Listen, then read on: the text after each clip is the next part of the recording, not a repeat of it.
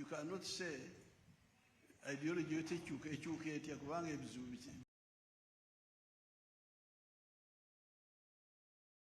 biringa omuntu tosobola kugamba nti enkola ye yakyuka nti omutima tegukyakola omutima nti kubanga emyaka 40 the heart is no longer heart. The heart is still the heart.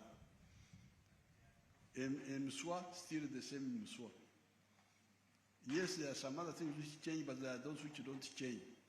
What changes in this case is technology. But the needs, wealth, markets, security, tebichuka. They may take a new form, but they are still the same. And we are still pursuing them. So this is the answer to Vomutani. His name is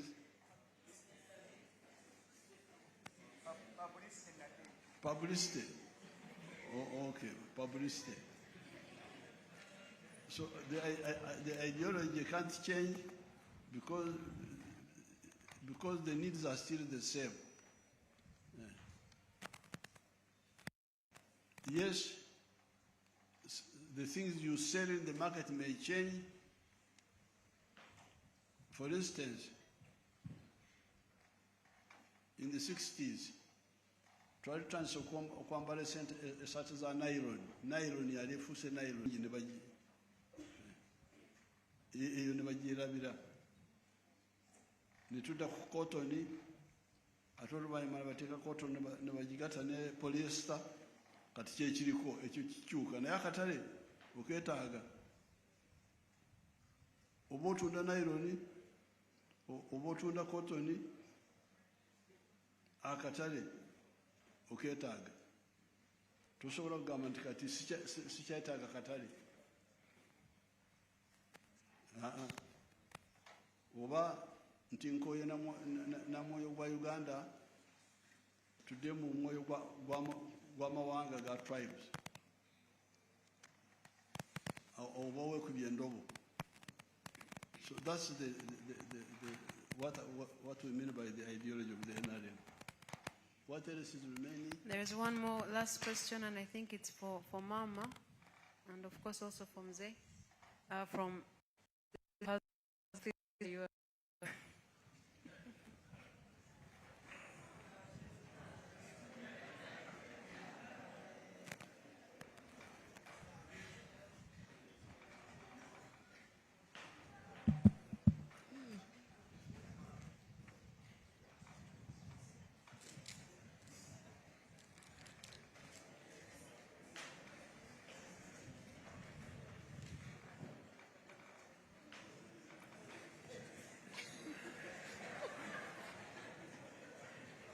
Okay.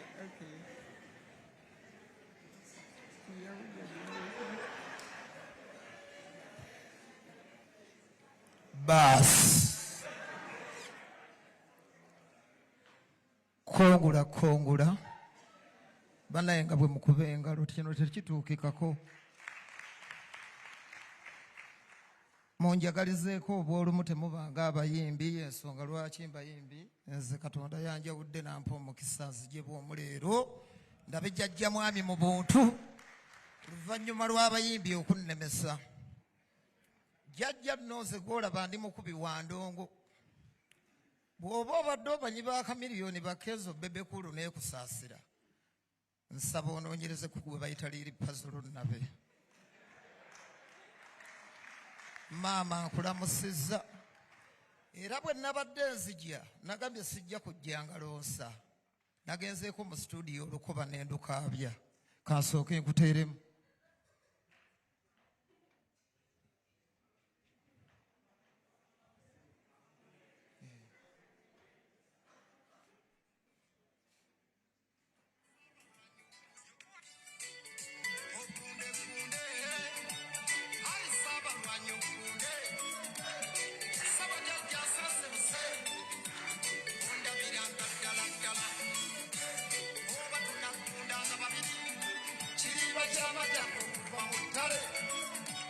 Nakati chichani kumutima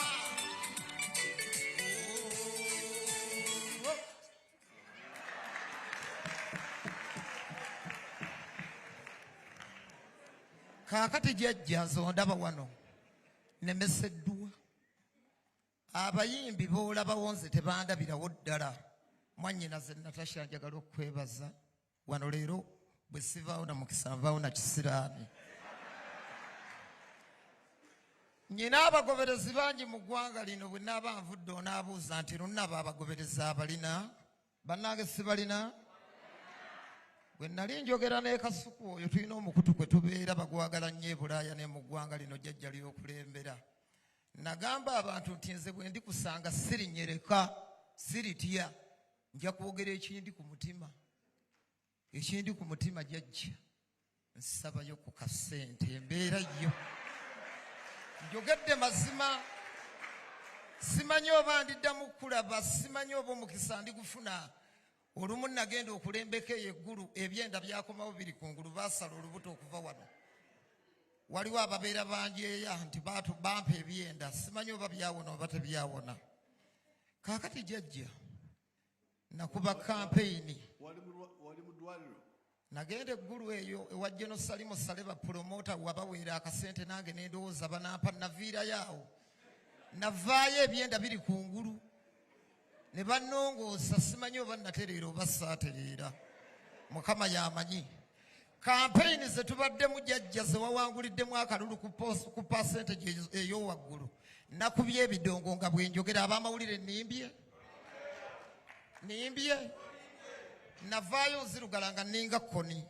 Nze nanga ndi nti naguba ebigere nga byazimba. Nengezaako kuba amasimu benkubira nga tebakwata. Ne ŋŋamba Mukama lwali kumpa.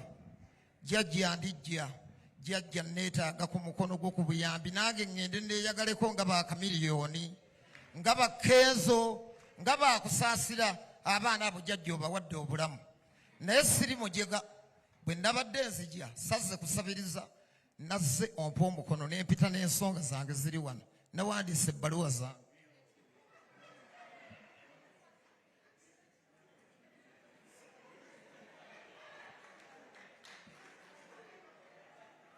Ebbaluwa emu esooka wa mwannyinaze baŋŋambye oyo ajja kunnyamba sijja kubonaabona. Mrs. Natasha Kalugire mwannyina ondabiranga ddala ddala ogundegunde maama yiino. Mwannyina agikuwe? Njikuwadde. Masera Kalekye aliwa mwannyina. Mwannyina weebale ondabiranga ddala ddala. Jeni Balekye. General Proscovia Nalweyiso. Puzzle. Little puzzle, you had a question to ask? You have a question? Mama nze sirina. Oh. Saba kuyambibwa. Nkirina kakati bwe naayogera kiyambe ki. Naye kankiyogere ndabe. Kuba nasense busedda. Nja kwogera Luzungu Jjajja nsobole okutegeerekeka yadde saasoma. Kigenda wa maama. Uganda has been shining in recent years on continental and even global sports scene. The success allowed and make most of us proud. We fear so tutiam that this success are mostly personal. Instead of being pushed by the government, when we will see more investment and focus on sports as a professional activity that Uganda can invest in and get involved into earning a big money on top of making the country proud. Mama wange gova okaddamu. Bannange nga mmaliriza Jjajja nsaba olagire enkulaba embwangu ddala kubanga nnyinza obutadda wano obulamu bwange bwonna sirina gye ndikujja. Banteeke ku bagenda okukulaba amangu eddala oba wiiki eno. Jjajja neenaazeeko ennaku yannumaluma dda.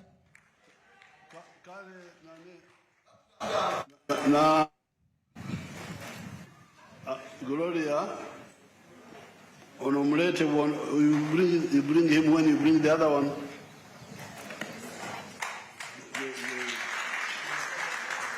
Tembanga batimanga abayimbi. Byange biteredde. Jjajja weebale ogunde. Banzaala Masaka. Kitange yafa mwavu muzibu. Mwali mulwana ng'ali mu kuzaala. Yatuzaala bangi ennaku erumyezi. Masaka Kaliisizo Jjongoza. Kaliisizo. Weebale nnyo Jajja, obwavu mbuvuddemu.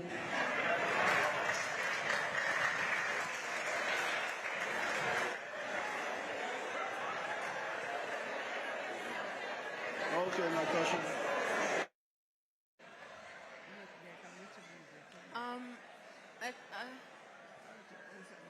The question, he was asking a question, well, he had a question for Mama, which I think he asked you, Mama, about the sports. Okay. Okay, his question is a valid question, but it is like all the others we have talked about. Sports, when are we going to invest in sufficient funds so that more people benefit from sports? I think that's the sense of the question. Now, first of all, there was a time when Uganda was not hard at all in sports. Now, we are making moves, and you're saying you're proud of what is happening in the sports arena, and it is good. But when are we investing in sufficient funds? First of all, we believe that sports will continue to become better because we have the secondary schools who also do sports at that level and compete nationally and also regionally with football. I'm sure you've heard about that. We have those competitions from time to time. So, at that level, we have younger people who are training in sports arena. And the ones who excel will go to the higher level. But for now, I know the country is not investing so much money because there is so much else to invest in. The budget we have has to take care of so much. So we are investing in some money in sports. Not as much as we would want, but at least we are investing some money. And we are changing the way we used to do things. People never used to plan for sports. There are so many groups, and all of them would train on their own. They would raise funds for themselves. Then when they are invited to compete at an international level, then we hear about them going to Egypt, going to Nigeria, going some places. And sometimes we would get to hear about them when they're already there. They have no accommodation, they have no food, I don't know what. But that was because we were not planning for sports. Now, we plan for sports at the national level. And we choose which groups to fund as a nation, because we can't fund all of them who are there. So we are becoming better by the year. Absolutely, we are becoming better, and that should be comforting to you. And as government gets more resources in our budget, we will get more funding for sports. And then we will do better even at sports. And we will get more of our young people doing better. But there is also another problem, which I had talked about earlier, about our people thinking that what others do in their countries is better than what we do here. So we don't have patience, we don't have discipline. When we have a member of a sports team who excels, we think that one now qualifies to go and play for some sports team in the UK or sports team in Germany, which does not allow us to have excellent sports people because they go away. Now, when we have Ugandans who persist to play for Uganda, our sports teams will become better and we will begin to earn better. Those young people can be paid a salary that is good because we recognize the talent they have. So for now, I'm talking to them about why do you have to go? Sometimes you read in the papers when somebody has been seen to be good in football, for instance, or a goalkeeper, or then people start saying, now he has got to a point where he qualifies to go. Why? Why go? Also, Uganda need good sports people. You must understand those problems. Those are the problems I was saying are because of our captivity in our education, in our development. We are actually captive by a system that we believed is the only way to live. We can't live as Africans, as Ugandans. Now, we have to learn to be proud of what we do right here. That's when we will have excellent teams. That's when we'll begin to earn a lot of money from what we do. And I trust that God is going to supply more resources in government budget so that many of our programs can be funded better.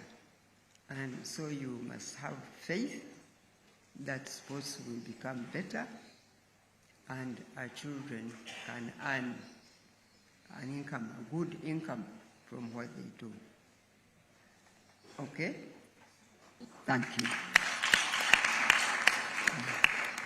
That's what I can say. Thank you. Thank you so much. Thank you so much, Mama. That brings us to the end of our interaction. Can we give a big hand clap to Mama and Mzee? Thank you. Thank you. Thank you so much. So we're just waiting for Mzee to come back, Mama, and then we will. I request that one of the young people, Palma Nkunda, gives us a summary of what they have picked up from what you and Mzee have said. Okay. So when Mzee comes, Pam, you will just give that summary of what you as the young people have taken away from this conversation. Because a lot of the time Mzee and Mama speak and speak and speak, and at the end of it all, people it's like their words have gone over all our heads, and yet they're teaching us. So what are we picking up from what they're teaching us? My request is to all of us who are here, to you, the young people, let one lesson or two of the things they have spoken about, let's take it to heart. Because it's great and such an honor and so much fun to come and be here with Mzee and Mama. And it's very easy to go back on that high vibe, and then you know. But let us pick up something that will build us. And in building us, it will build our country. And also, make it your responsibility. Please make it your responsibility to get more of your generation to understand just how important it is for young people to really be proud of who they are as Ugandans, as Africans, and that you can't apologize for what you are. Because you're grateful that God made you who you are, and believe me, we will build a nation that we will be proud of. The problem we have had is that Africans have always been very ashamed of being Africans. And so the world look at us as we don't matter. We matter to God. People, please believe that. And we don't have to go any place else. Uganda is a paradise. If we work hard on building Uganda into a paradise, the world will want to come here to see. And I've been saying that we have really let down God, because God has waited so long to see us build our nations, use the resources He placed in our continent, and begin to be the ones to give support and donations to the suffering world, instead of forever being the ones begging. Because God gave us so much. There is ever so much here. There is nothing that is not in Africa, and in Uganda in particular. When you people begin to strive to really make sure Uganda earns what it deserves, you will see. People will want to come and see what is it in Uganda that makes these people so proud of their homeland. And we will tell them, Uganda can speak for itself even. We don't have to talk so much. People who come here, many people come here and don't want to go away. And the shame is that our children are forever trying to run away from Uganda to go for TAU. And they suffer in those countries, and they become enslaved, and they get paid peanuts when we can make money here. I think Basangwa is a perfect example. And he's offering that he wants to go, since the church leaders go out and preach every Sunday and never gets tired, Basangwa wants to go out and preach to our villages, that they don't have to go elsewhere, that we can make money here and live good lives. So please make it also your responsibility to tell others of your generation and those younger that Uganda is a paradise. We are blessed to be Ugandans, and just forget and fight that we will not recognize these tribes that break us, that separate us, that show us what is bad about each other. Refuse to look at their tribes and just say, you are Karamojong, all of you. And you remember what we had done in Karamoja? They had become more united, they had become more peaceful, because they ignored those tribes that would break them. So you young people, please let your generation be a blessing to Uganda by refusing to highlight those tribes and religions. Religion is a matter of your heart and your God.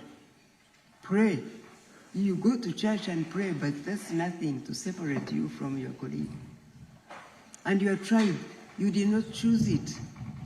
You are who you are because you found yourself who you are.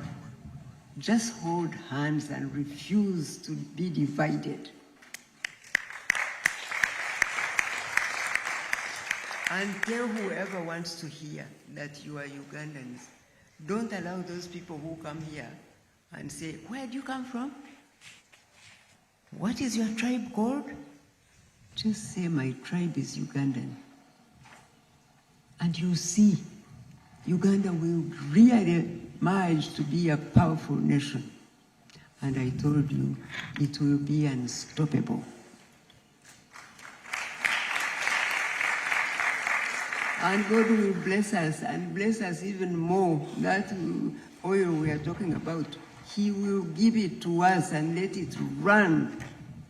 And it will fund all these programs we're talking about. If we indeed fight corruption, and we will. If you are disciplined and you have integrity and you become selfless and you are proud of your families, and we will become unstoppable. So when you live here, just remember you have a duty to really promote Uganda for yourself and your children after you. God bless you.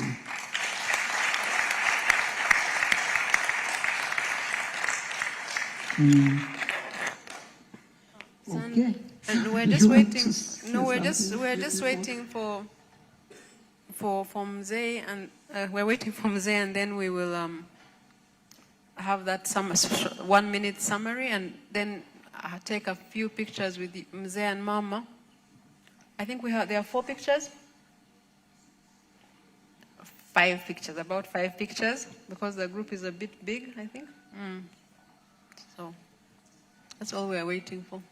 Sanda, maybe you can make some introductions. If you can just give Mama an overview of who are here, or Marcella or Sanda, whoever's.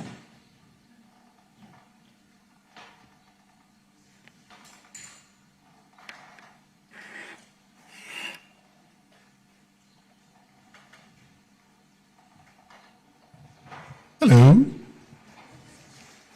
First of all, just stand up a little, because you've been sitting for too long, and then just stretch a kidogo, then stretch out. Okay, that's enough. Sit.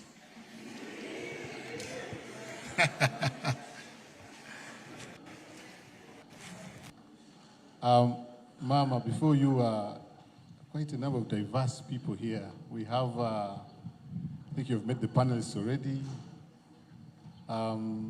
But we have the media houses. I'm sorry if I don't mention all of you, but I'm seeing Don Wanyama. I'm seeing Christine Mawadri here. We have Moses Biarhanga. Then we have the teams from all the TikTokers. You stand up. All the TikTokers. These are the people who drive the digital economy. The TikTokers, stand up, clap for them. Then the content creators, where are our content creators? No, we have those ones who do, but they're the same, yeah. Kasuku. They're not the same, right? Exactly. Yeah, it's like, for instance, they're the content creators. Okay. Then we have the media houses, online media. Please stand up, online media houses. Mama wants to see you. You're there? Okay. Good. I'll ask Pamela now to come and give a word of thanks.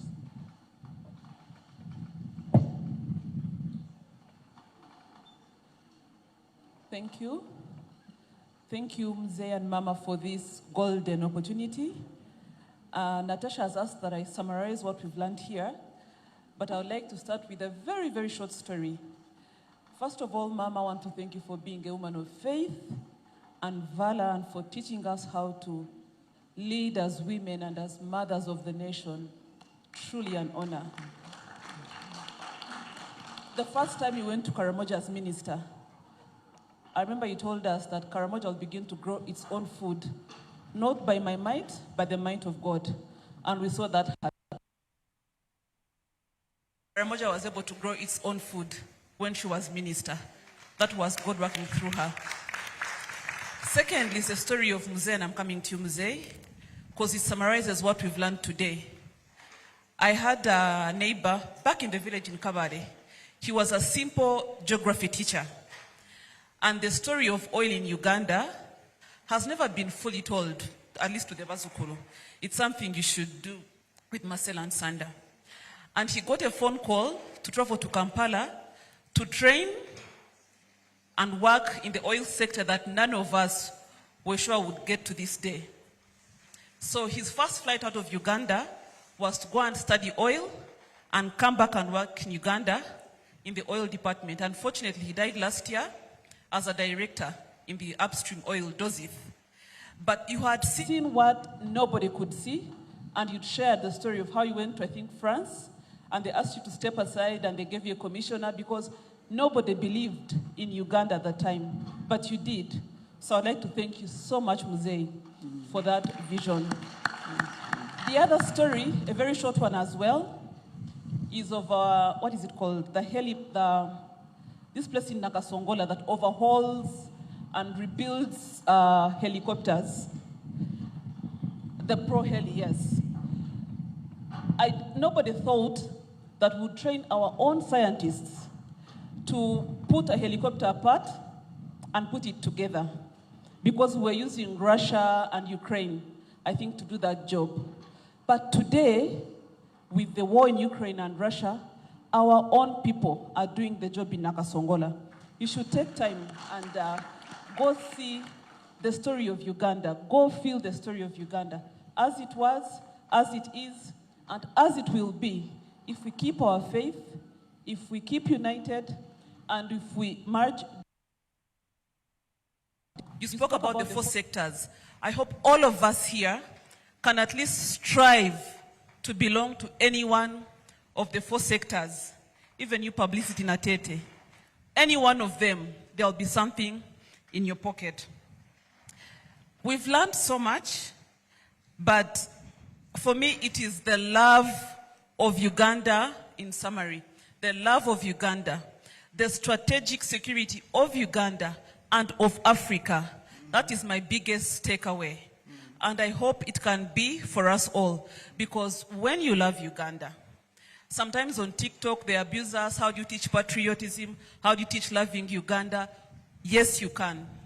Yes, you can. If you go to other countries where toddlers speak so well about their countries, it is because they are intentional about this. And so for me, the summary of all this, Muzei, is teaching us values of wealth creation, values of loving our country, Uganda, values of working for our country, Uganda, values of growing our country from where it is today to a country that we want our unborn grandchildren to inherit. I think, Natasha, in summary, that is just about it. Otherwise, I would go point by point and will not end here. So I thank you so very much. Thank you. Thank you. Thank you. Thank you, Pam, for that. Those stories as well. Thank you for that. Mzee and Mama, we are finished. Now, let me summarize. Can somebody translate in Uganda? Somebody who knows Uganda well in English.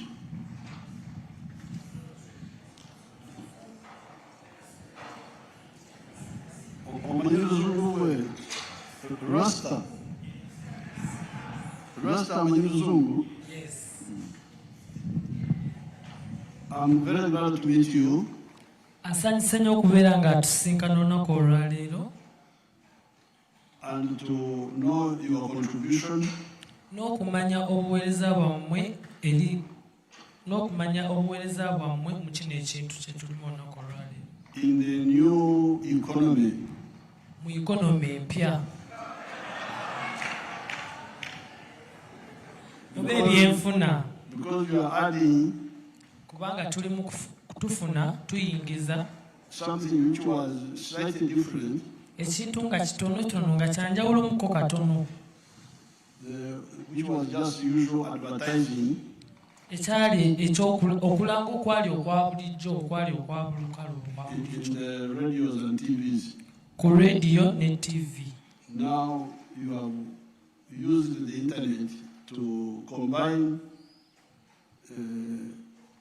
celebrity with promotion. Kati mukozesezza omukutu gumugatta abantu okubeera nga mugatta abamanyikiddwa n'abantu aba bulijjo.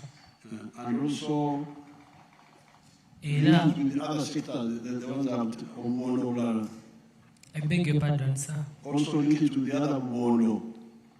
Obubondo obugulupu. No, the sectors. Sectors, yes. So, Era I have heard that many of you were born in difficult circumstances. awulidde nti mwe abasinga ku mwe mwazaalibwa mu mbeera ez'enjawulo eyalimu ebisoomoozo okusomezebwa byebizibu omuli challenges ez'enjawulo. and this is exactly what we have been struggling with. That's exactly what we have been struggling with. Era nga bye bino bye mubadde muyitamu nga mubonaabona nabyo Tubadde tugezaako okugonjoola okulwanyisa. Now Era kati it must be done. I want you to understand the whole battle. I beg your pardon. I want them to understand the whole battle. Ayagala ekintu kino kyonna kyonna mukitegeere bulungi mukikenkuke. Bato olutalo. Now, like the boy from Kalisizo, Era ng'ono omulenzi ava e Kalisizo liripazo the one who was born in difficult circumstances, eyazaalibwa mu mbeera ey'okunyigirizibwa n'okubonaabona n'okukalukana. now there are many people like that. Era waliwo abantu bangi abalinga ye. The question is, how can the country deal with that? Ekibuuzo kiri nti eggwanga lisobola litya okugonjoola ensonga eyo. Because we knew all this when we started. We knew all this when we started. Kubanga twamanya bino byonna okuva we twatandika. And that's why we said, first of all, Era kyova olaba tugamba mu kusookera ddala you involve as many people in the money sectors as possible. tuteekamu mu sekita ya ssente abantu ab'enjawulo abakugu ab'enjawulo. Abasobola kwenyigiramu. Those that can play a role in it. Tugezaako okulaba nti abasobola kwenyigira mu kukola ssente benyigiramu. He's saying that he's trying so hard so that people. Nywera ku Luganda nkuyamba buyambi. Okay, sir. So Era that's why we have been struggling with the people joining the money economy in the four sectors. kyova olaba tubadde tugezaako okubeera nga tulwana n'abantu abagezaako okwenyigira mu ikonomi y'okuyingiza ssente. Omubondo obuna. In 4 groups. As you hear, nga wamuwulira we are now 70% have joined the money economy. ebitundu 7 ku buli 100 byegasse ku ikonomi y'okubeera ng'eyingiza ssente oba bafuna ssente. Those ones will help us to deal with the other 30%. Kati abo ebitundu 7 ku buli 100 bajja tuyambako okuba nga tuleeta n'abaana ebitundu 3 ku buli 100 nabo bagaggawale oba bafune ssente. Omwana amanyi kuvulula bannange. Thank you, Your Excellency. How will they do it? Banakikola batya? By taking taxes from them. Nga tubajjako emisolo nga tuwa bali abatalina. Bali abagagga tubajjako emisolo gye tukozesa okuyamba bali abalina ebisoomoozo. Batoola ku bagagga ssente abagagga ennyo ne babatoolako ssente ate ne bawa bano abaavu ennyo nabo basobole okuba nga beegattako oba nga bagaggawa. So that's why in this Kisanja we are going to concentrate on number 1, getting rid of poverty. Era mu kino ekisanja agenda kuteeka essira mu kugoba obwavu nkikubireko mu ngalo. Because that poverty is the one causing all these problems. Era obwavu obwo bwe buleeta ebizibu bino byonna byonna. And the way to do it is to okunyweza to those ensawo, those funds. Era engeri y'okukikola y'eyokunyweza ensawo ez'abo abantu ez'okulwanyisa obwavu. PDM, Parish Development Model. Emyoga. Ghetto funds. Sente zibawa abaana ba ghetto. Border funds. Sente zibawa abavuzi ba boda. And then the money is through the UDB for the rich people. ne ssente ze bagenda okuba nga bawa Abagaga okuyita mu UDB. abagagga abavundu ennyo bajjeko babawe. So what I ask you now, Era kyababuuza kati, because we have made sure that that money is where everybody can easily check. era kye tugenda okuba nti tukola ssente ezo nga buli omu asobola okuba ng'asobola ozikozesa. Ensawo ezo tuziteeka awali okumpi n'abantu. Ensawo ezo ez'okulwanyisa obwavu. Bagenda kuba bazisembeza ku baavu abo abantu abamufuna mpola. Because PDM is at the parish. PDM, Parish Development Model, ssente zino ze bawa emiruka egy'enjawulo. In the towns, it is in the wards. Mu matawuni oba mu bubuga obutono mulimu wards. Then there are wards. Ward bagiyita batya mu Luganda? Ward kabanga akaala akatonotono akali mu kibuga ekyo. Ak'omu tawuni. So, Kyembasaba, what I ask you is please go and join the circle. Abasaba mugende mweyunge ku ssako ezo. Because these circles are open. Kubanga ssako ezo ziguddwawo. Above 18.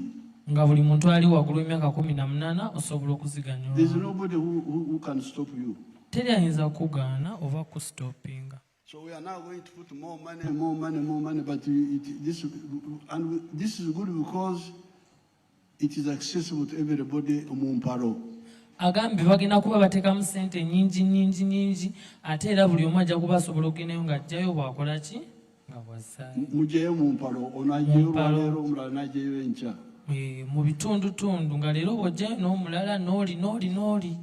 So this will now create parish banks.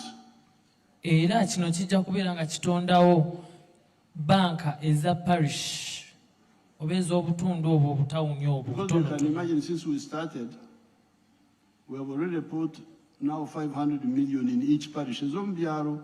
Era bakateeka miliyoni 5 mu buli parish mu byalo. Like they are here in Kisozi, in those villages you see across. Ng'ebyalo by'omulaba wano mu Kisozi ebyetooloddewo. Now, 500 million, 100 million per year, 100 million per year, that's already 500 in a parish. Miliyoni 5 buli mwaka, already kati zibanga miliyoni 10 buli mwaka, already buli mwaka zigenda zikula kitegeeza baba bakola ki? Twongerako buli mwaka twongerako 10. Buli mwaka ajja kuba bongerako 10 ng'abantu bwe baganyulwamu nga bwe bajjayo bwe bazzaayo bwe batyo. Now in the third year, the ones who got first, they pay back after 24 months. They pay back. The one who took 1 million pays back 1 million. Eyatwala akakadde aze miliyoni. Eyatwala akakadde aza kakadde kamu mu emitwalo 12. 2 years is emitwalo 6 buli mwaka. 2 years, that's 120,000.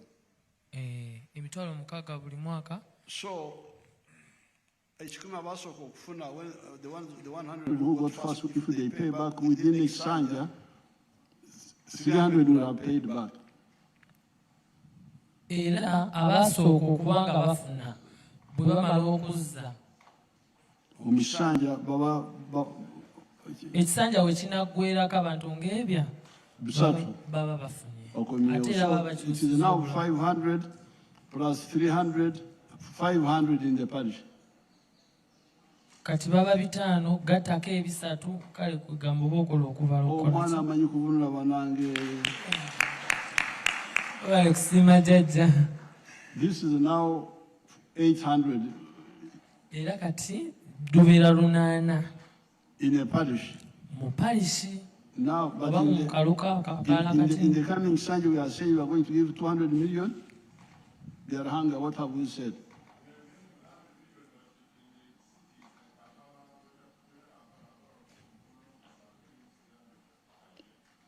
So in the towns, we are going to add to, instead of 100 million per ward, we shall give 300 million.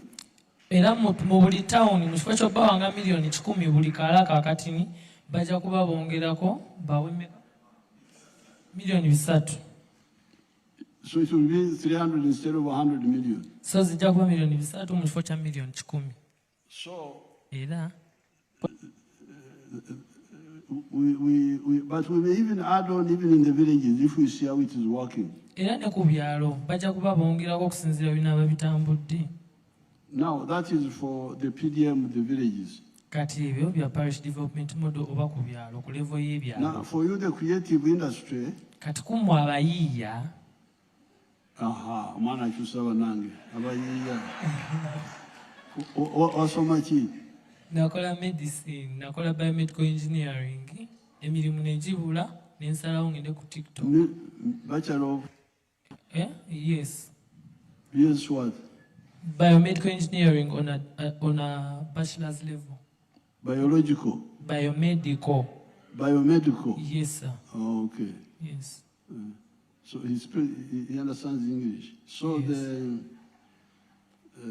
For you, we are going to put money in your own circles. Era mmwe bagenda kuba bateramu ssente mu ssako zammwe. Tisana.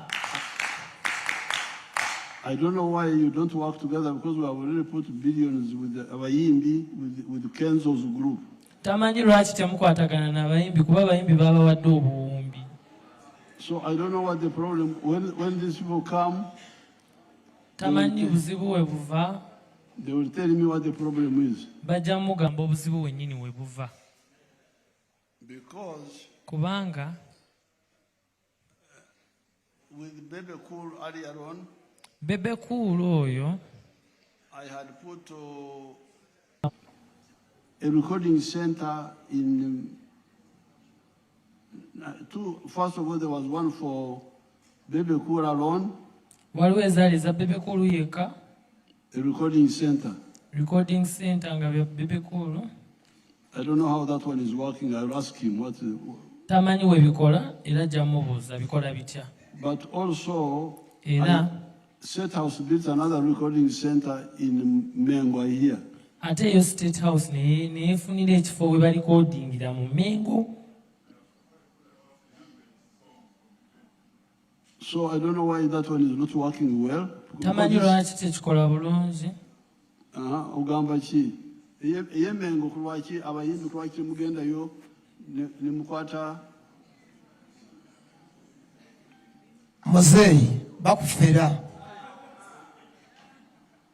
bakwata abayimbi abatali bankizo, abayimbi be basobola okufutiyanka abatalina nnyo bizibu. Muzeeyi kankubulira abayimbi abamu bavaako ne bagwa n'eddala olw'ebiragalalagala olw'embeera embi gye bayitamu. Oli bw'afuna ekintu kyafunye adduka nakyo na mikwano gye ne bagaba n'omunyago mwe ne muviiramu awo.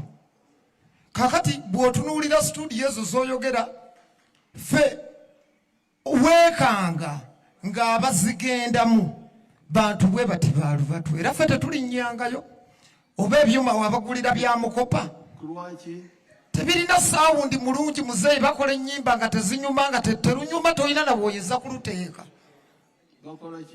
Bakwata abayimbi abatalina nnyo bizibu. Waliwo muzeeyi abayimbi abalina ebizibu abali ku drugs olwa depression obwavu obubaluma, abo tebaagala bawuliriza.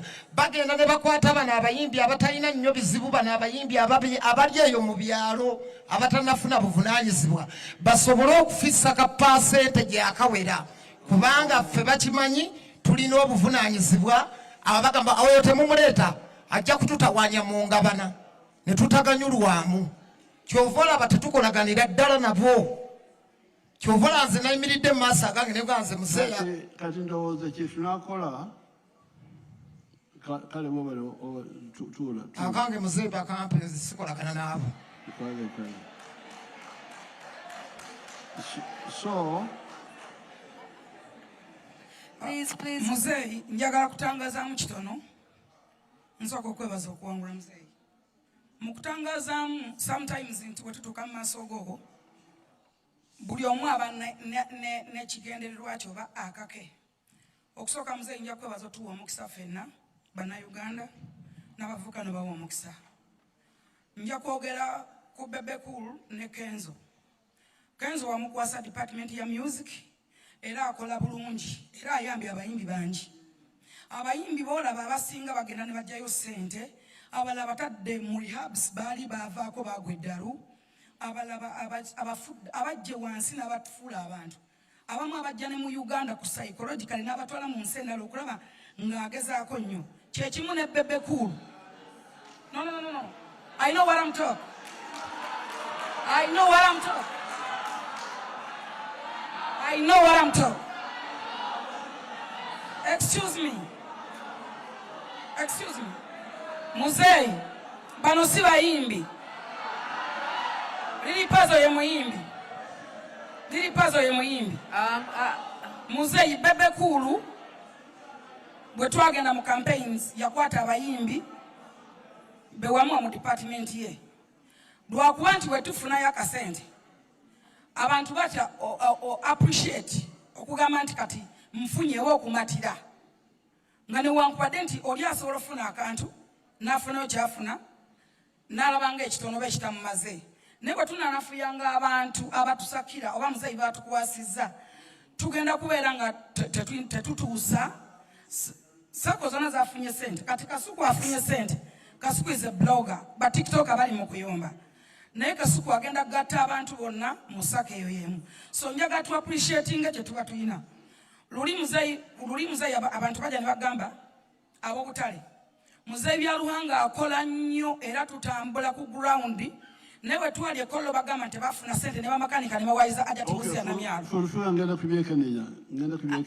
Thank you so much. Muzeeyi has already... Kati ndowooza ndaba n'empaka bwe tubagamba nti mukole saako. Bwe bagamba okwegatta. Saako temugikola. You don't do it. I don't know what the problem is. We shall find out what the problem is. Tamanyi lwaki temugikola naye agenda anoonyereza ategeere lwaki temugikola. Saako netwala buli omu yenna. The circle should be able to have everybody join. Sako erina okugatta buli muntu yenna abagwa mu kiti ekyo. But now there is a problem, but they will tell me what the problem is. Naye kati waliwo obuzibu naye era bajja mubuulira obuzibu obwo we buli wennyini. Now, if there is a problem there, wabaawo obuzibu awo wennyini, we may have to have now a kitongole now, not kubanga tubadde tugamba tumwe abayimbi kanjogera mu Luganda. Let me try my Luganda. Thank you, Excellency. Thank you. Wabale nnyo okukyusa. Amanya g'omukyusa wange, omutafuta wange. Amanya nze Sefco Ismail. Ani? Sefco Ismail. Sebi? Sefco Ismail. Semfuko? Yes, sir. Oh, okay, Semfuko. Wabale nnyo. Thank you. So we may have to tuyinza okukola ekitongole ekyange kubanga tubale tugamba tumwekolemu omulimu mmwe. Kati bwe mwekolamu omulimu kirabika mwekutulamu, abamu ne bayingira abamu ne batayingira. Kati singa tubeera n'ekitongole si ky'abayimbi naye ky'abakozi bange bokka, ekyo mukiraba mutya, so that ensawo ne tugiteeka awo, bo tebaganyirwamu, bo bakozi.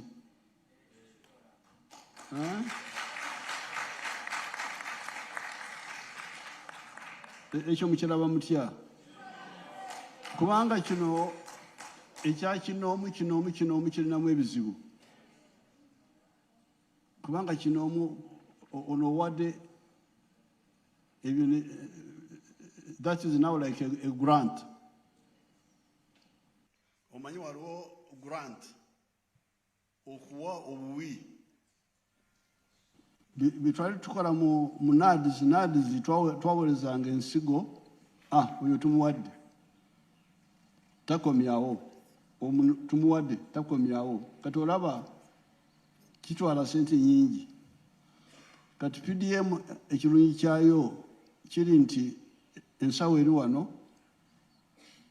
bwafunye kozesa oluvannyuma lwa emyaka 2 otandika okukomyawo n'omulala naye kati olabaawo kaba kaato ng'ente ziri zemulabye obwato bumu ente emu ejja n'enywa n'evaawo endala n'ejja akaato kamu naye ente zinywerako nyingi. So I think we shall have to nteekawo akatongole akakolera omulimu guno ogw'okuweereza abayimbi ne bakozesa ne bakomyawo mpolampola ne bakozesa they can return tuyinza kulaba akomyewo atandise okukomyawo oluvannyuma emyaka ng'esatu ena so that it's better buli omu yena ali mu kiti ekyo ajje ku kaato ako kwanywera. I will study that naye kansooke ndabe bano bwe banajja bagenda okwongera okunyonyola. So mu kisanja kino ekijja tulina okulwanyisa obwavu kubanga obwavu kyekizibu. Obwavu n'ebbula ly'emirimu ebintu bibiri. N'olwekyo nsanyusa okujja wano kubanga ebyo bwe tubikwatako buno obunaku okulaba omwana nga Kenzo yakulira ku luguudo. Kenzo bwatyo bwe yangamba nti abaana bakulira ku luguudo, street children. Abazadde babalekaawo obwana ne bukulira kati bwe tunakwata ku kyobwavu ekiddako kya abaana okusomera obwerere mu masomero ga gavumenti. Ekyo nakyo kyandiyambye singa twakiteeka mu nkola bulungi naye bakikonesa bakirekawo makati nekifiiraawo. Naye njagala kwebaza Natasha okukwatagana nammwe n'abandeetera.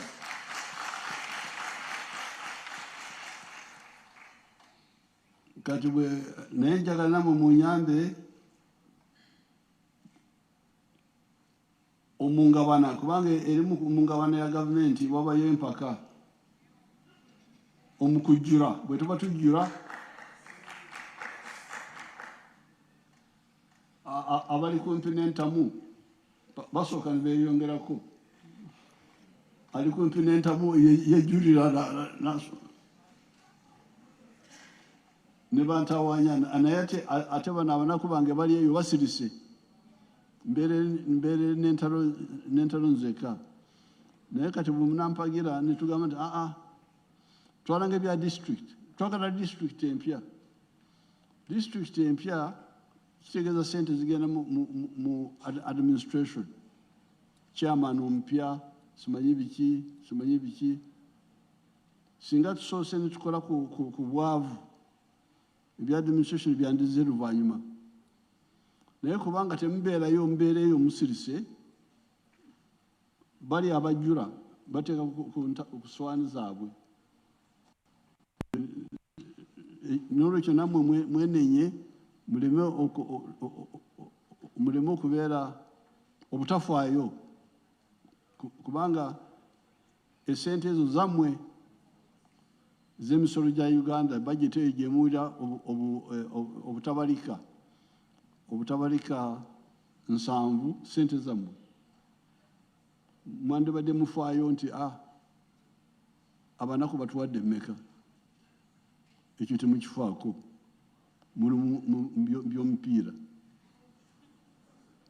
sibaganye kubeera mu by'emipiira naye mulwane ku busika bwammwe kubanga zino sente zammwe okuzigabanira eyo ne baziteekamu birala entambula kiki mwe ne musirika eyo nsobi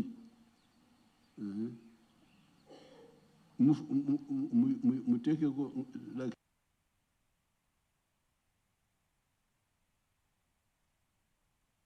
interest esente ezo budget eri ku ki kulwaki temwongeddemu PDM kulwaki mutaddemu miliyoni 1,000 zokka kulwaki temwongeddemu ebibiri amaka gonna gatuukibweko mangu nabo banyonyere ku lwaki baagala kutandika district kubanga bali mu district ezo zitwala sente district empya chairman ompya oyo sente kaawo sente biki sente songa twandibadde tusookerako bano abanaku naye bwe musirika bali abali kumpi n'entamu emmere bagimalira eyo mu fumbiro ogenda kujja mu dining wasigadde akatundu so therefore tukiriziganye nti tugobe obwavu bwe balinye okubandeetera njagala kwebaza maama okujja nankwatirako Natasha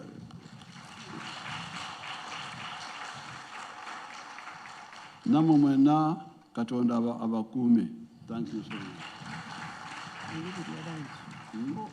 We're going to have the anthems in reverse, and then we are going to take a few pictures, if you can allow us. Yes. Okay, Kale, NBS TV. A big number, so if we... No problem. 4 or 5.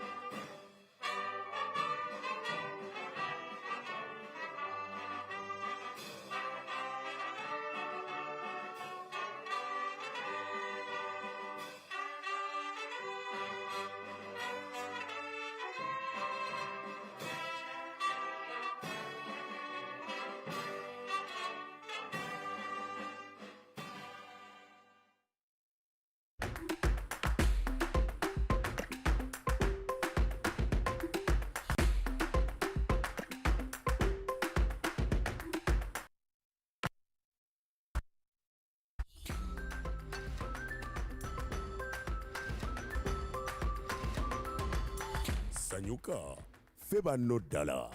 Okugaba obutimba bw'ensiri mu ggwanga kukomyewo. Tewali muntu alina kufa musujja gwa nsiri ku mulembe guno. Buvunaanyizibwa bwo okugoba omusujja gw'ensiri mu nnyumba yo. Amawulire amalungi gaagano. Gavumenti ya Uganda ezzeemu nate okugaba obutimba bw'ensiri.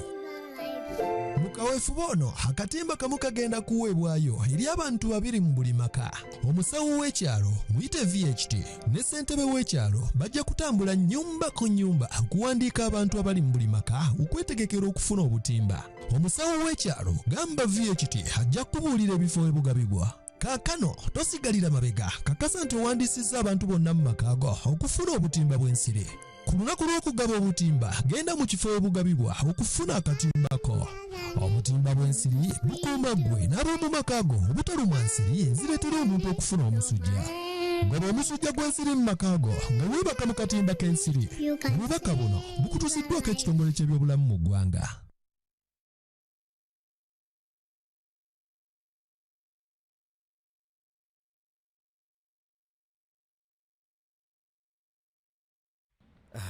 Mukyala wanje dadi okimanyi nti abaana batuuse okudda ku masomero naye sente zibuze. Kakati ky'oba okola twalayo ekitundu kya fiizi ku ssomero lya junior. Eza van tunaazisasula oluvannyuma. naye dadi lwaki tetusasula nga tukozesa momo etuwa n'omukisa oguwangula school fees za mwaka mulamba bweddu n'okusingawo. Ate nno mwattu osobola n'okufuna looni ya school fees ku momo. Mpozi n'ekirala essomero erikozesa momo lisobola okwewangulira van. Ekyo kyennyini wangula school fees wa mwaka mulamba n'okusingawo. Ate nga n'amasomero agakozesa momo galina omukisa okuwangula vaani ko n'ebirabo ebirala 1000. Osobola n'okufuna looni ya school fees ku momo. Nyiga star 165 star 8 noti hashi oba kozesa momo app.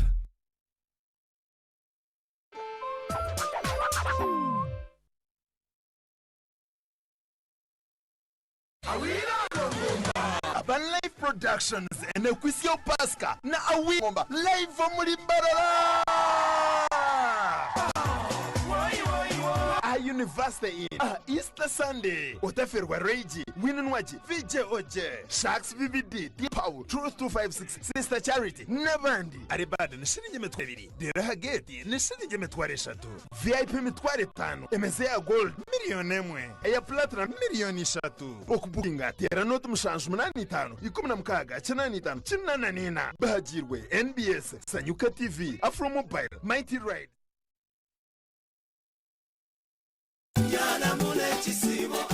H&M Restaurant Makindye ekutegekedde futali special mu kisiibo kino tokoowa ng'onoonyawo okusiibulukukira anti byonna bitegekeddwa ku H&M Restaurant Makindye aw'okusaalira wagazi bakutegekedde emmere eya buli kika abaweereza baaniriza abagenyi jangu owomerwe futali ku H&M Restaurant nga bwe twetegekera Idi anti lugenda kubeera lusaniya ku lusaniya kale nno leeta famire yo yonna ku lunaku lwa Idi tulye tukkute naye nga ku ssaawa ey'okusiibulukuka ffenna tuggweera ku H&M Restaurant Makindye.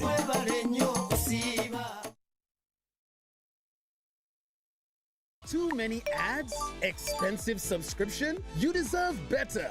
And artists, thousands of plays, but nothing to show for it. This ends now. Introducing Yugatunes, the new home of your favorite music on Afro Mobile. Listeners, stream your favorite songs ad-free at no cost. Artists, earn from every stream. Withdraw your royalties anytime from as low as 20,000 Uganda shillings. This is music that pays off. This is music that belongs to you. Yugatunes, your sound, your stage, your reward. Rights, justice, and action for all women and girls, focusing on accelerating gender equality and justice. This Women's Day, we celebrate the incredible women of Uganda who are breaking barriers and inspiring change. Their resilience and determination remind us that empowerment is power. Join our special live coverage and thought-provoking TV programs as we highlight powerful stories and real conversations on the issues that matter most to women. Book your slot now and be part of the movement. Let's accelerate gender equality and build a more inclusive future together. Contact us on 076 100 1890 to reserve your slot. The elections are over, but our journey as a united nation continues. Democracy is more than casting a vote. It thrives in our everyday actions and how we treat each other. We may have different opinions, but we all share one country. Each of us, leaders, security agencies, and citizens, has a role in building our nation. Peace does not happen by chance. It is a choice we make together. Let's move forward with unity, respect, and open dialogue. A peaceful Uganda needs all of us. Tuongea, let's talk peace.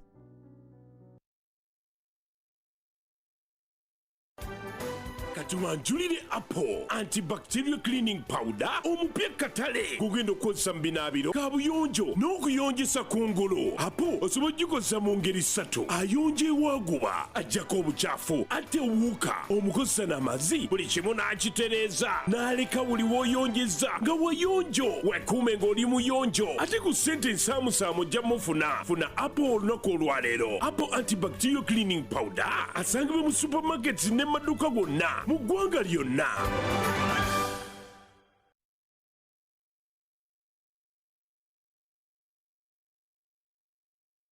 Ettendekero eryegulidde erinnya mu kutendeka abantu abo abeetandikirawo emirimu liri limu lyokka, Victory School of Beauty and Hospitality Management erisangibwa e Nateete. Ndi musanyufu okubategeeza nti tuli mu kuwandiika abayizi baffe ate tufaayo nnyo okulaba nga abaana baffe bafuna emirimu nga bamaze okusoma. Kakasibwa Minisitule y'ebyenjigiriza n'ebyemizannyo nga tusomesa diploma ne certificate courses mu masomo okuli cosmetology, hairdressing n'okukola ku bagole, tailoring, fashion and design, catering and hotel management, function decoration, journalism, okuweereza ku TV ne radio, motor vehicle engineering, okutendeka ba coffee baristas, wamu n'okusomesa ennimi okuli oluzungu n'amasomo amalala mangi okuli n'agaga short courses eri ba holiday maker ng'okukola makeup, massage, pedicure ne manicure, computer study n'endala nnyingi. Tulina ebisulo eri abayizi abava ewala ssaako n'enkola ey'okuwa abayizi baffe entandikwa nga bamaliriza. Okuwandiisa abayizi abapya kugenda mu maaso awo ku ttendekero. Tusangibwa Nateete mu Bitaala ku kizimbe kya Victoria Building. Okumanya ebisingawo kuba ku noti 7 noti 1 4 noti 942 ne noti 755 M55 Nyabiribiri. Victory School of Beauty and Hospitality Management. Your skills, your job, your future.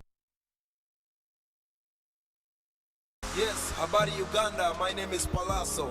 Ensonga endeserero ya unemployment. Are you looking for connections? Ozagala wano oboyagala connections ebweru w'eggwanga.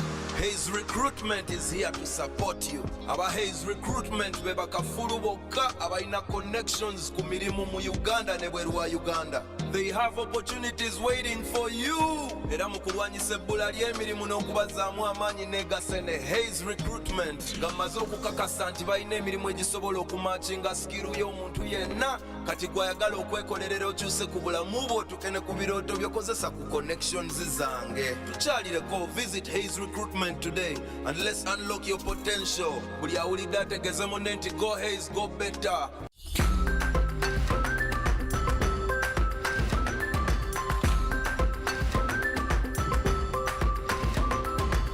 Sanyuka, ffe banno ddala. Ki-Uganda kinyuma. Pate kupate buli wolaga. Vaniriza tetufa kuwana jova. Best food, best Rolex, one always in. But if you come, you should come to Uganda. Birds in the sky and the weather so good. I got my boys if you run in your mouth. The monkeys are jumping outside my house. Take me to Uganda, I am in love. Dimna Uganda. Dimna Uganda. Dimna Uganda. Uganda kitunyumira. Uganda kitunyumira. Uganda kitunyumira. Tetumala kumubulimira. Kinyuma. Uganda kitunyumira. Uganda kitunyumira. Uganda kitunyumira. Ulamu twabuwayo mu kidonge. Fetulye no Uganda. In the Pearl of Africa. Busy enjoying the rain and sun. Obugatto gwe butuka ya butwala. Siba obugatto bw'obunywere. Uganda sinsi y'abanafu. Siba eno Uganda ejjudde ebyafaayo. Ye Katonda wa Uganda tatudde. Siba Uganda kitunyumira. Uganda kitunyumira. Uganda kitunyumira. Tetumalako mu buli mbeera. Uganda kitunyumira. Uganda kitunyumira. Uganda kitunyumira. Bulamu twabuwayo mu Shaba shaba, Uganda mama. Nja kulwanira mpaka nafudde obanga kantana gw'amawanga era nkoma mu Uganda ebyobuwangwa bimpita nkuuma Uganda. Mubimba mmereze gyendinze nerira luba kusalanga bo bali kuwalala abamanyi omuziki abo basula mu ndongo wala nyumirwa nyombo endongo babaganda balugira mbutoga yanga kyezinze kasajja katono nayo kanyomera ngeri benayogera nze babisole yanga naye ebyange mukama yabisetinga. Uganda kitunyumira. Uganda kitunyumira. Uganda kitunyumira. Tetumala kumubulimira.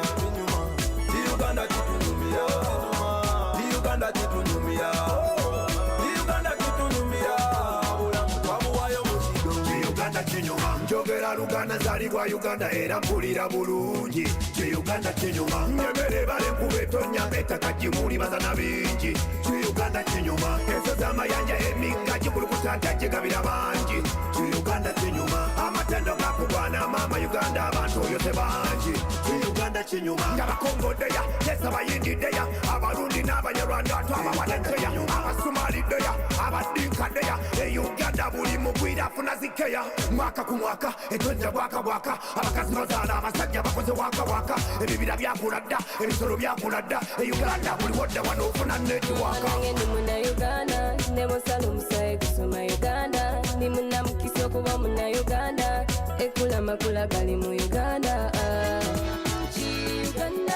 Uganda nga kinyuma Uganda nga kinyuma Uganda kitunyumira Uganda kitunyumira Uganda kitunyumira tetumala kumubulimbera Uganda kitunyumira Uganda kitunyumira Uganda kitunyumira bulamu twabuwayo mu kidongo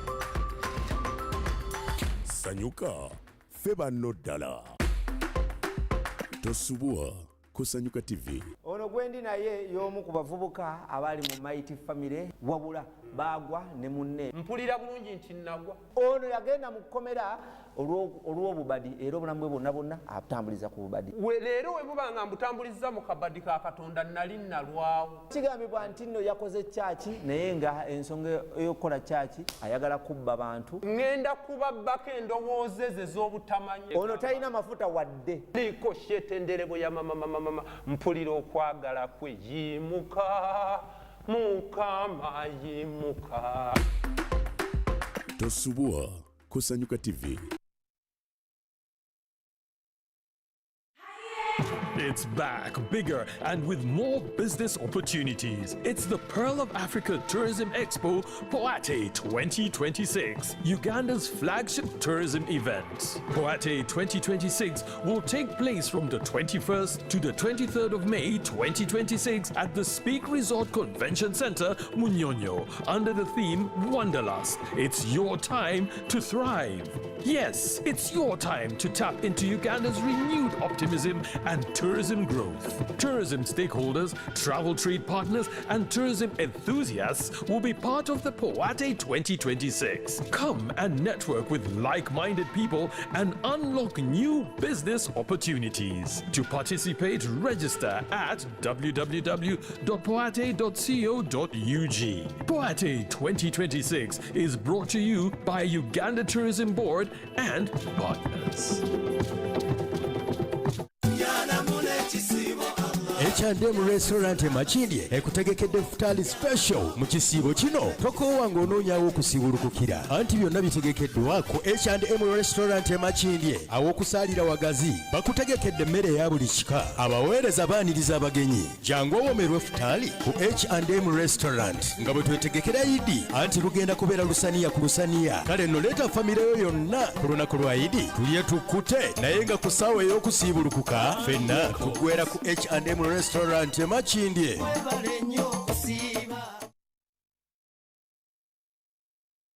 Okuva ku bakugu abakolekedde firimu za Uganda ez'enjawulo ez'akabi naawe ofunye omukisa okuyiga okukola n'okubeera omu ku abo ab'akabi. Kampala Media and Business Institute wamu ne Vibe Films tetwogera bwogezi ku firimu wabula tukikolera ddala ne kibeera ekyo naawe osobola twegatteko ku koosi zaffe ez'okulaba nga bw'oyiga hands on training otegeerera ddala n'okumanya gakola firimu okuwandiika okudirectinga okuzannya okukwata ebifaananyi obitemaatemu ba editing ng'oyigirizibwa abakugu abo bennyini abakikola buli lunaku. Olota kubeera mabega wa kamera nga gw'okwata ebifaananyi oba oyagala kubeera mu maaso wa kamera nga gw'okwatibwa. Omukisa gwo gwe guno.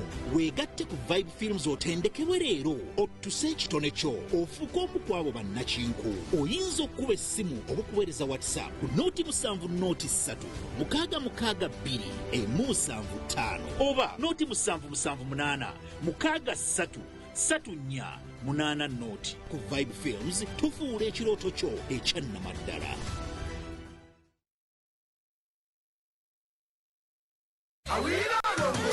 Urban Life Productions and Equisio Pasca na Awilo Ngomba live muri Mbarara. University in Easter Sunday otaferwa Rage Winunwaji VJ Oje Sharks VVD Pau Truth 256 Sister Charity Nandi Aribada nishirinje metware 2 Diraha Gate nishirinje metware 3 VIP metware 5 MSA Gold million emwe Eya Platinum million 3 okubukinga tera note mushanju 85 16 95 99 bahajirwe NBS Sanyuka TV Afro Mobile Mighty Ride. Tosubwa kusanyuka TV. Tosubwa wetegekebwa gwe ku Sunday no nga tulina omukyala Juliana. Yes. Got a serious woman, zonno owanga yapa era tunyamata. Atambulanga bamulinya nyonyi. First class lady wamba wona. Saagala musajja. Onoonya mukyala wa figa. Ongera kuntunulako ngambira njagala wa figa. Nze sijirina. Nina mpisa na chiche njagala ku musajja nti njagala bufumbo. Samahani tafadhali, my baby sweetie dali, you're my friend, you're my chali, era nkubise kibali, skin yo lizali, ate dress ya amani. N'olwensonga eyo ssaawa 2 zennyini ez'ekiro wano ku Sanyuka TV, nange the love expert Sophie Love.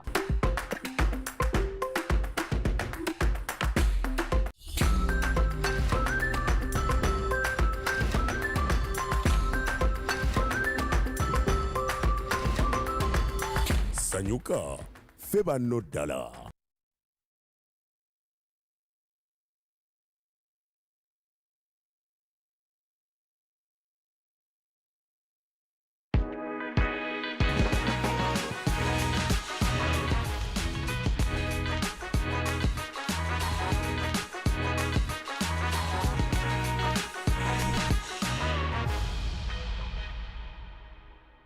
Obadde okimanyi nti teweetaaga kuba na wigs nnyingi okukyusa endabika y'enviiri zo.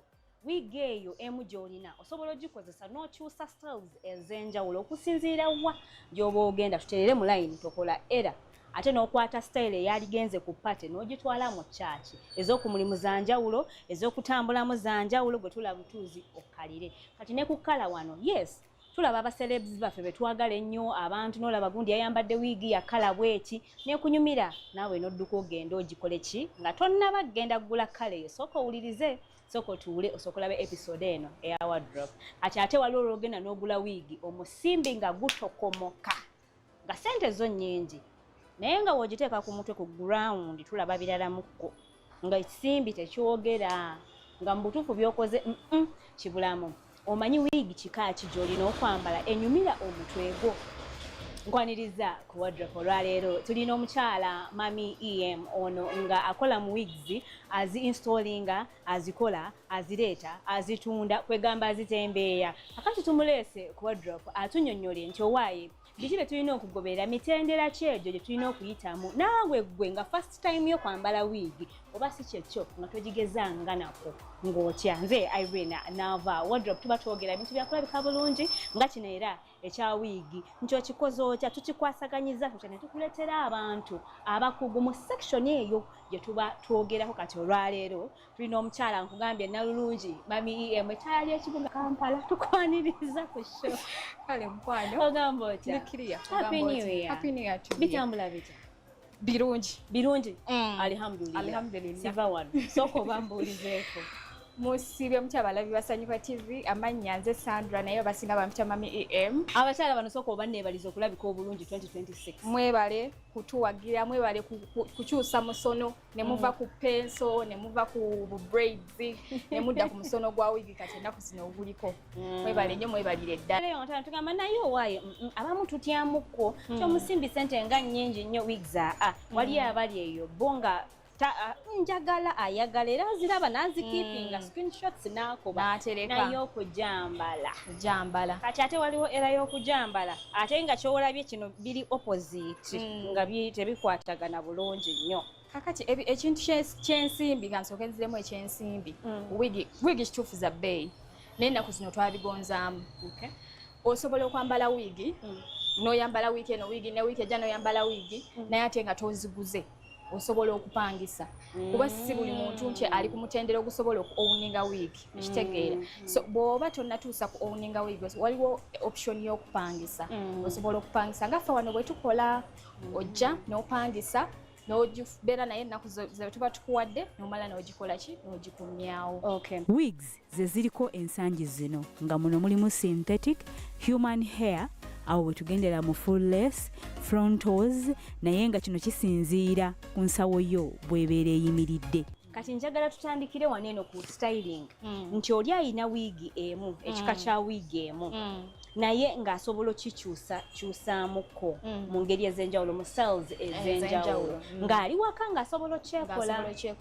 Omuntu awo buli simpa awo omuntu ategere nti wemba nyina wiigi yange nsobola ereme kubeera uniform nti kala yeeyo yeemu nsobola ogikyusakyusaamuko awo tusimbulire awo. Kati ekisooka kya byonna bw'oba oyina wiigi ng'olina tugeze wiigi emu kisaana n'obeeranga wiigi bw'oba oyina emu kisaana bambi ogule ya black kuba kati black yetaboola ogenda muteeka ku buli lugoye naye kati bw'obeera ne wiigi ng'olina emu ate ng'olina ya maroon kitegeeza wonna yambala olugoye lwa purple ojja sobola gikola ki ngenda kuba oyokyezaawo naye nga gwekakasanga wiigi yo ya bbeeyi. Kati kisaana bw'oba olina sente za wiigi emu kisaana n'osooka n'ogula wiigi nga ya black ate kisaana n'obeera na ya ear to ear oba bw'oba nga gw'oyagala ogyeteerako ewaka wabeerawo ne ze tuyita eza 4x4. 4x4 osobola ojjambala obwambazi osobola ojjambala obwambazi oba n'obeera ne wiigi ng'eno gye ntaddeko sigi installinze ngitaddeko buteesi. Kati bw'oba olina 4x4 osobola leero bw'ogitadde bw'oti n'ogitanga eyiika oluddako osobola ogikwatamu bwe bati n'ogiteekamu waneno waliwo bino bipini bye tusobola okuteekamu mu mutwe n'ogiteekamu n'okikwasaako oluddako n'ogikolako side parting oluddako n'olekawo wano oba obubiri obuyiika eno n'okwatako half oba n'ogikwata yonna emabega yonna n'ogikwata styles ez'enjawulo ate buli lunaku ng'olabika mu ndabika ndala oli nalowooza nti okoze eki okoze enviiri empya. Kumbe oli kukalikeekamu kantu kaffe kali awo kubanga jjukira kati engeri y'akaseera gye kalimu kaakasimbi kakunywezaamuko siba ensawo oginyweze kakati katuyiize ku ekyo ekiriwo ky'olina already oba tonnaba kifuna nga tokirina bakugambye nti funa ki black. Kati tugereza awo omuntu alina black ewaka eno ye 4 to 4 ear to ear closure 4x4 akatimba kaba kakoma waneeno wakati wokka ng'osobola ojjambala ne bw'oba toginstallinze naye kati eno ear to ear ebeesaana installation bw'ojambala be boolaba nga mu tawuni kyonna kisituse tekirabika bulungi kuba aba yetaddeko eno eya installation ate n'ajambala bwambazi ekitalabika bulungi. So bw'oba olina eno ear to ear nkwadvisinga okuginstallinga n'otajambala bwambazi. Kati sooka olindeko awo sooka otunyonnyole eno ya ku installinga ear to ear kati ate eri gy'ogambye gy'oteekako obuteesi yo n'etakunama n'etalabika eyo bagyeta batya? Eyo ba glueless olina otulagekoko kubanga omanyi ffe munanga amaaso gaffe gali mu ngalo. Eno bagambye nti ya installation agambye ebika bibiri eno installation katwaga tulabe kweri gyota installinga eno gye bateekako glue bino ebinaanuuka ne bivaako kati tulage endala gye nsobola oteekera ku nviiri zange nti nina akaswayiri kati olaba akatimba nga kano okalaba tekafaanagana na kano kano kawanvu kano kampimoko kitegeeza kano osobola okukambala ne woba tokainstallinze kati ate eno obwangu obugiriko eno gye tuyita water wig osobola ogisprayinga n'amazzi ewaka nga teweetaaze genda ku saaluuni n'okola ki n'ogyambala bwambazi womala ogisprayinga n'ogyambala ate osobola ogisprayinga oba n'ogireka nga eri nakyo kuba erimu ebintu bibiri osobola ogisprayinga n'ekola otuyengo otutono oba n'ogisaniya n'ekola afro ekirungi era nakyo ng'ekiviiri kyo otambula eba kugamba ezo nviiri zo ng'obagamba don't mention. Okay, awo tulage twagala okulaba ku designs ez'enjawulo. Here you are. Okay. Labe ku designs ez'enjawulo noba kati ogenda mu installing. Kati wane tugenda kola installation ku client wa phone but tulina protecting edges ze. Tusoosako kana akatimba kuba muwigi mubeera muno obuntu obufumita kati ate bw'oba tobugize bw'oba tobukoze eki totaddeko kagundi ba bugenda mufumita bumumaleko emirembe oluusi so tusoosamu kano ka net katuyambako ko obuntu obwo obutamufumita okamwambaza bulungi nnyo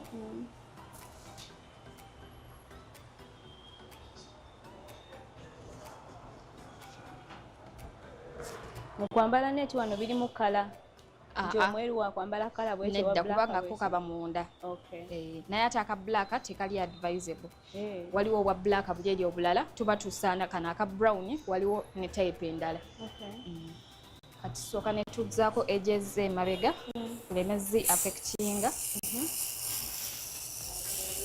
awo wenyini abantu abasinga munange bagamba nti enviiri zaabwe wano walaawola zikutuka nti ekizikutula wigi installation bannaye mutukoze mutya ekisinga okukutula enviiri ku installation enzijjako gy'oba oggyeko wigi yeekutula bw'oba wigi ogiggyeko bulungi tesobola kukukutula like hairline yo obulungi bwe buluwa kati obulungi tuba ne products ezijjako glue remover oba woba tusobodde gyetuusaako abanywamu ku kawalagi bakola batya osobola okuba ebinyonyi bibiri n'ejjinja ki nyumiza dimu osobola yiwako kawalagi oba sanitizer labirawo ng'ofuumuka omutwe nga gwako omuliro so ano katerera nkwase ako kennyini kati okayiwako bwe bati nosooka n'omuleka nannyikira then bw'olaba ng'agonze n'olyoka ogijjako mpolampola naye kasi ojjako bugibu otyo ofcourse oba okozeseza force oba olina okugenda n'enviiri so ofunayo ka glue remove at least n'okozesa n'ojjako oba tosobodde kafuna n'ofunako sanitizer ezo nno ze zimu ku must haves z'olina okuba nazo gwa installinga wig kakati yeno wigi yaffe gye tugenda otuuzaako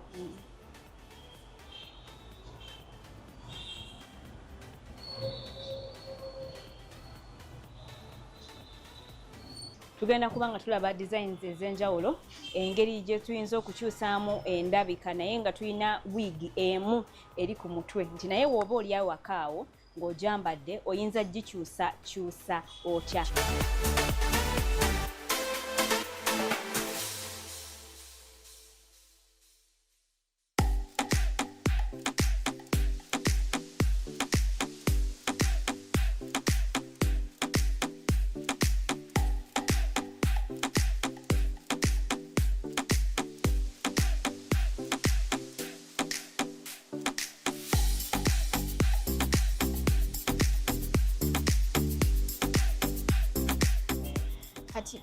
colors tuba twetaaga like kiba kyetaagisa omuntu n'obeerako at least ne black oba brown mu collection ye ya wigs abantu abasinga batya brown naye ate brown si ekkala eryawe esosola ennyo oba tugeze engoye oba ne kkala z'abantu nti oba mweru oba muddugavu nayo eringa black teboola so omuntu yenna nga wandiyagadde ofuna wigi wandisaanidde n'ofunayo ku kkala ya black neyaki neya brown so tekiriiko ekyo kkala nti oba oli mweru oba oli kibagambye nti wonna tukolaki zensobola okugamba omuntu yenna oba mweru oba muddugavu okuba naki nazo zino osobola okuzambala nga tolina budde bugenda mu salooni kusiba nviiri oba ng'osazeewo okyuseemukko ku ndabikayo okusinziira ku kiki abantu kye baba bakulabiddemu bulijjo. Then waliwo ekika kya wig kyogamba nti nayo must have omuntu gy'alina okuba nayo. Kati must have waliwo water wig. kuba si buli ssaawa nti ogenda mu saloon okukola ogenda beera ne hot comb oba ne flat iron olina okubeera ne water wig kuba water wig ekyangu kyayo nti nawe kenyini ewaka osobola ogye maintainingira nga bw'okiwulira nti water wig kitegeeza maintenance yayo y'amazzi of which buli muntu abeera naki n'amazzi kati water wig eyo etuyambako ne woba oli mu bwangu ofunyewo ka program akamangu funa water wig yo funa spray bottle spraying nga yo good to go ekitegeeza obulungi bunatulema waliwo neza glueless neza fringe nazo osobola ozifuna nazo bw'ojambala bwambazi n'oyita mu buyisi so mu bufunzo olina okubeerawo ne wiigi yonna eya emergency awo omuntu yenna owa wiigi nga kuba ebiseera ebisinga abantu ba wiigi babeera na buswayiri kati ate wobeera tolinawo wiigi ya emergency oba oweekubya omupiira oba oyinza okufuna akaprogramu akamangumangu ate nga tolina tolinawo kyakwambala time ya saloon togirina so oba olina ne water wig yaawo osobola ogikozesa awo mangu nekutaasa n'ogenda gy'olaga akantu kano kotadde mudaba kagenda kakala kati bw'okasiigako togiteekako there and then osooka n'okaleka ne kasooka kakala then n'olyoka okola ki n'olyoka otuuzaako oba bw'okalekako kalina effects zaako bw'otuuzaako bw'okasigako bwe bati ate era n'omala n'otuulizaawo wiigi biba tebijja vaayo bulungi kati mubeereeyo mucomplaininga ngagenze ne banteekako wiigi n'ebambukayo navuddeyo nga ngireseeyo n'ogenda okugira eno yensonga lwaki esitama bwetyo kati tuzzaako omulundi ogwokubiri era si tukaleke kakole ki kakale wali ku colors otugambye abantu bano omanyi twagala nnyo ebintu bya trends and all that ne twokya mu kugenda mu bifo ebyenjawulo tugambye colors ezebbiri black ne brown njagala tutunuulire nti brown eno wembanga because oluwo olulaba nga oli mu kujambala darinze oba wa musono atambula n'omulembe amanyi ebiriko naye bwa bwe tutookyeza with that color before ki byesalina gigendesaamu oba wonna egenda wonna tegenda kati ogendako wannazaala enda n'akaswayiri ddiya bw'oba ogendako wannazaala olina ekifaananyi ky'olina okusooka okulaga wadde waliyo kale bannazaala oba omulembe guno naye ate tekiba kirungi nnyo kugenda wannazaalawo oba mu bifo abantu bwe balina okuweera respect n'ogenda ne colored hair si kirungi kati mu bifo ebyo colors oli wadde mbogenda nazo mu kibaala oli wadde mbogenda nazo mu restaurant oba like ng'ekintu kyonna kyogendako tekiri nnyo serious tekiri mu bantu babuvunaanyizibwa kubanga endabikayo y'omuntu engeri gyakujajingamu kati bw'ojja ogenze kulaba sizaalawo n'ogendera mu wiigi ya